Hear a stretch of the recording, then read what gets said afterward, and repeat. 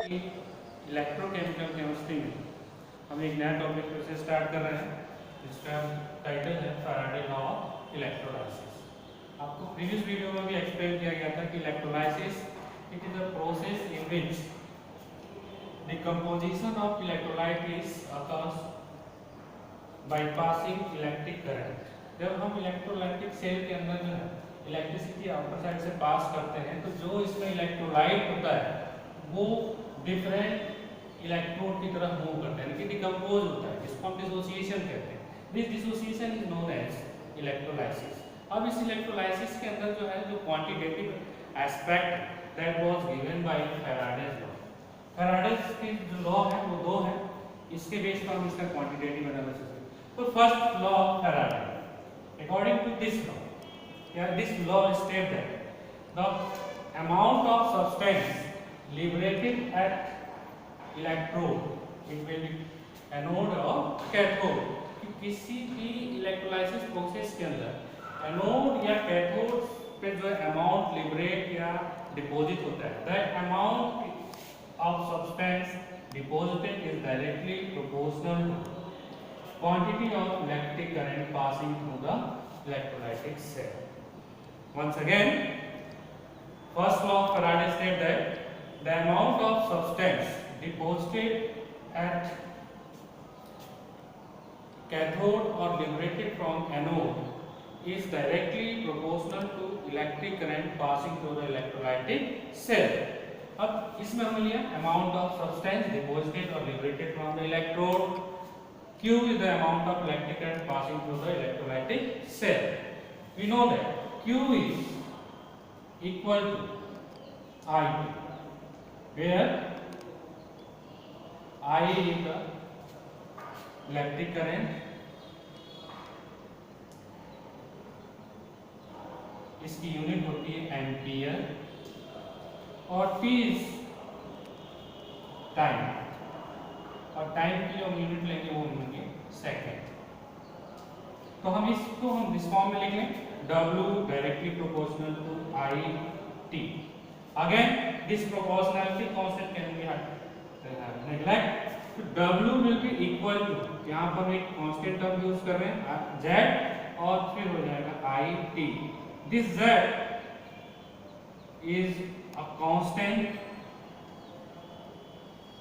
known as electrochemical equivalent.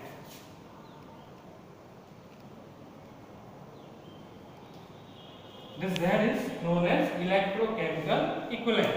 If a current of I की value ले लें हम 1 एम्पियर और T की वैल्यू ले लें हम 1 सेकेंड, इट मीन्स कि अगर हम इलेक्ट्रोलाइटिक सेल के अंदर 1 एम्पियर की करंट को 1 सेकेंड के लिए पास करते हैं तो जितना अमाउंट जो होगा लिबरेट या डिपॉजिट होगा इलेक्ट्रोड पे, that amount will be equal to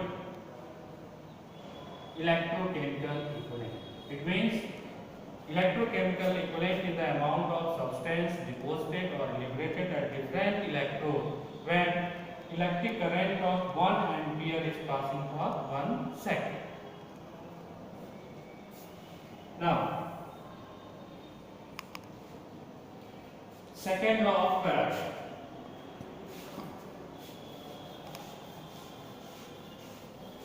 हो सकता है। Now, second law of Faraday. Second law of Faraday को एक्सप्लेन करने से पहले देखिए कोई डायग्राम बनाना है इलेक्ट्रोलाइटिक सेल के। यहाँ पर हमने एक इलेक्ट्रोलाइटिक सेल लिया जिसके अंदर एक इलेक्ट्रोड, एक एनोड और एक कैथोड, इसको एनोड और इसको कैथोड। एक और इलेक्ट्रोलाइटिक सेल लें जिसमें एनोड ने कैथोड ने, इसके बाद हम एक और ले सकते हैं। अगर हम डिफरेंट इलेक्ट्रोकेमिकल सेल्स को सीरीज के ऑर्डर में अरेंज करें, सीरीज मींस एक्सटर्नल सोर्स है इसका एनोड और एक्सटर्नल सोर्स है जो है इसका कैथोड, इसका कैथोड इसके एनोड के साथ है। तो यहाँ पर दो इलेक्ट्रोकेमिकल सेल है, इसको मान लें A और इसको मान लें B। When two or more than two different electrolytic cells are connected in series, then the amount of substance let amount, यहाँ पर जो डिपॉजिट हो रहा है इलेक्ट्रोड पे, उसको हम ये मान लें W A, यहाँ पर जो सब्सटेंस डिपॉजिट हो रहा है उसको हम मान लें W B। तो जो डिफरेंट इलेक्ट्रोड है उन डिफरेंट इलेक्ट्रोड पे जो अमाउंट डिपॉजिट होता है या लिबरेट होता है, that amount is directly proportional to their equivalent weight. This is the equivalent weight of substance A. Similarly, amount of substance B deposited at electrode is directly proportional to equivalent weight of substance B.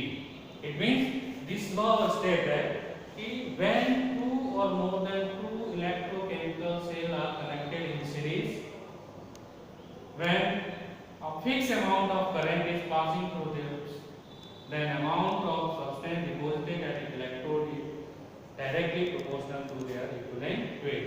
इस equation को हम इस form में लिख सकते हैं WA upon EA WB इधर EA upon E. This is the mathematical equation for Faraday second. Thank you.